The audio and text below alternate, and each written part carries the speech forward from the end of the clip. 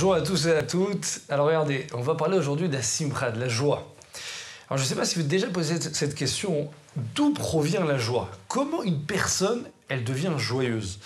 Alors la vérité, on peut demander à plusieurs personnes, et il y en a, ils vont me dire, bon, parce que le jour où j'aurai plus d'argent, alors je deviendrai joyeux. L'autre, il va dire, le jour où on me donnera la santé, alors je serai au top du top.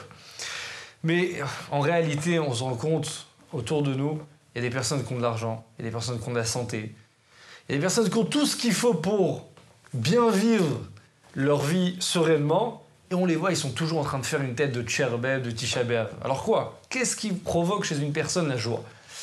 Alors regardez, je vais vous donner Bezrat Hashem plusieurs conseils comment arriver. Mais tout d'abord, il faut savoir que cette question, on peut encore plus la poser avec plus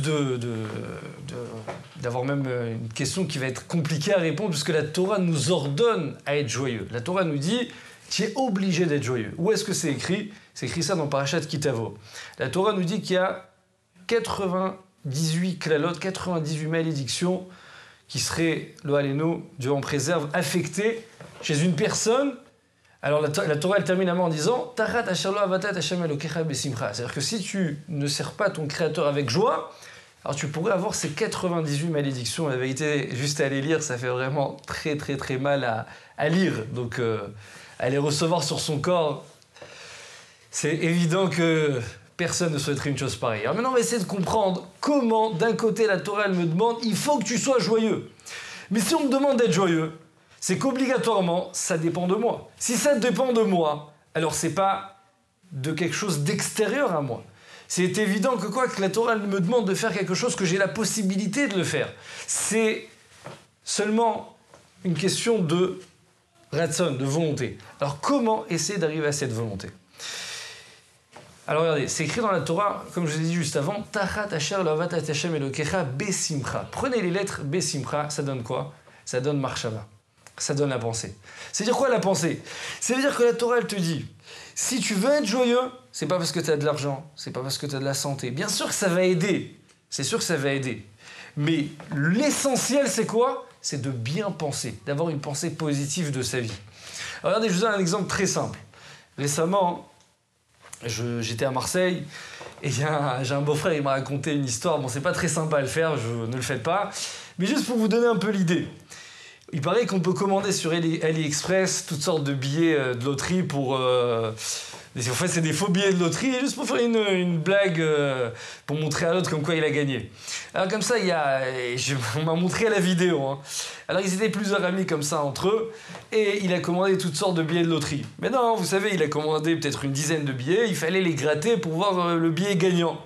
Il commence le premier billet à le gratter, il voit, bon, il n'a rien gagné.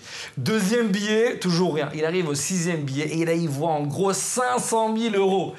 Et ils étaient derrière en train de le filmer, plusieurs personnes. Vous voyez sa réaction, sueur froide. Il dit, il faut que j'appelle ma femme. Moi, toi, je te vais te donner 10 000 €, toi 15 000, toi 20 000. Il était en folie. Et il dit, je vais prendre le téléphone, il faut que j'appelle ma femme pour lui annoncer la bonne nouvelle. Bon, ils l'ont tout de suite calmé. Non, n'appelle pas encore, t'inquiète pas. Et tout. Il commence à faire toutes sortes de promesses à chacun. Je vous pose une question. Cette même personne, peut-être 2 minutes avant, il avait regardé son compte en banque, il a vu qu'il était à un minus de je sais pas combien, et où il a vu, je sais pas, toutes sortes de problèmes qu'il avait avec sa famille, ses amis. Donc il avait la tête bien prise. 2 minutes après, il a gagné 500 000 €. Est-ce qu'il a quelque chose qui va le déranger? Est-ce que maintenant il y a quelque chose qui va le déranger? Bien sûr que non, c'est évident. Pourquoi? Parce que ça y est, il a entre les mains 500 000 €. Qu'est-ce qui a changé? Il les a pas encore, c'est seulement sa pensée, ça marche là-bas. Il faut savoir, cette personne 2 minutes après, sur la vidéo je l'ai vu, qu'est-ce qu'ils lui font? Bon, c'était une fausse blague, la vérité, t'as rien gagné. Tout de suite, ascenseur émotif, qu'est-ce qui se passe? Il refait la tête comme il y a 2 minutes. Donc qu'est-ce qui a changé? C'est sa marshava, sa pensée, rien d'autre. La seule chose qui a changé, c'est sa marshava. Il faut savoir que dans la vie, si on arrive à se travailler sur ça, c'est quoi sur ça? Sur la pensée. Et c'est quoi la pensée? Alors je vous dis, on a parlé d'argent par exemple. Donc il y en a, ils pensent que l'argent c'est ce qui va provoquer en eux la joie.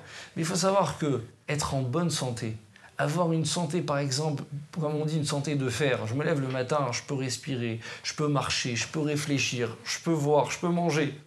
Ça vaut des milliards! Ça vaut des milliards.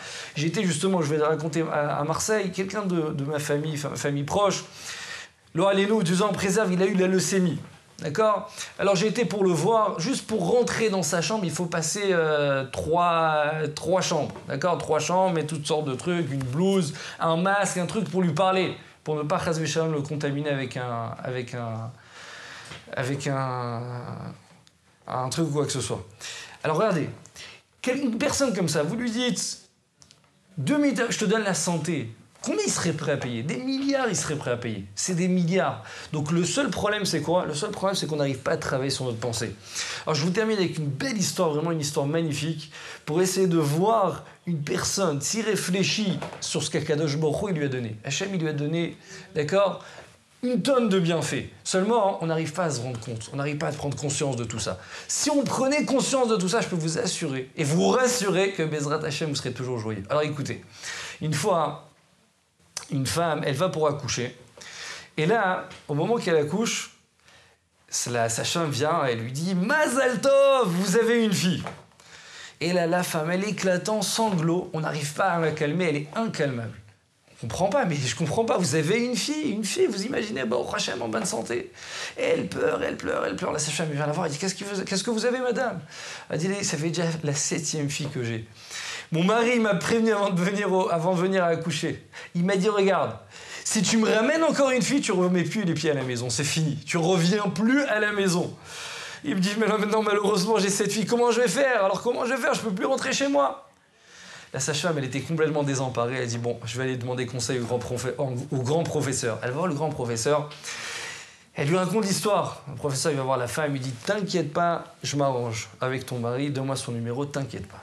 Il prend le numéro, il appelle le mari, il lui fait Mazal Tov, vous avez eu un garçon. Alors l'autre, il dit quoi? J'ai eu un garçon, je vous crois pas, c'est pas possible. Il dit oui, vous avez eu un garçon. Il était en folie. Il lui dit mais attention, vous êtes convoqué d'urgence à l'hôpital. Posez pas trop de questions, vous devez venir absolument. Vous êtes convoqué. Le père il dit mais qu'est-ce qui se passe? Racontez-moi, je peux rien vous dire par téléphone, c'est trop grave pour vous le dire. Venez à l'hôpital. Le père il arrive à l'hôpital. Il est complètement angoissé, il arrive là-bas, il s'assoit, le professeur, il fait une mine sérieuse. Asseyez-vous devant la chaise. Et il dit, qu'est-ce qu'il y a? Qu'est-ce que vous avez? Là, il dit, regardez, vous avez eu un garçon en bonne santé, vous avez eu un garçon, mais malheureusement, il n'est pas en bonne santé. Lors de l'accouchement, il y a eu un peu des complications. Alors, il était affecté au cerveau. Le cerveau, ça a touché un peu le cœur, les poumons. En 2 mots, votre fils risque d'être handicapé à vie. Si je peux me permettre, même un légume. Le père, il dit, c'est pas possible, je vous crois pas, c'est pas possible. Il commence à pleurer.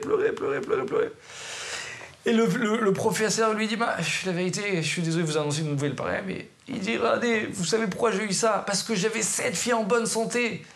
Mais Akadosh Baruch Hu, il m'a dit, tu veux le garçon? Et j'ai obligé ma femme. Et je lui ai dit, si tu n'as pas un garçon, tu remets plus les pieds à la maison. Tu veux le garçon, tu l'auras. Mais voilà le garçon que tu reçois. Le professeur dit, bon, calmez-vous, monsieur, calmez-vous, vous avez eu une fille en bonne santé. Allez récupérer votre fille avec votre femme. En 2 mots, mes chers amis, il faut savoir, le message, il est clair.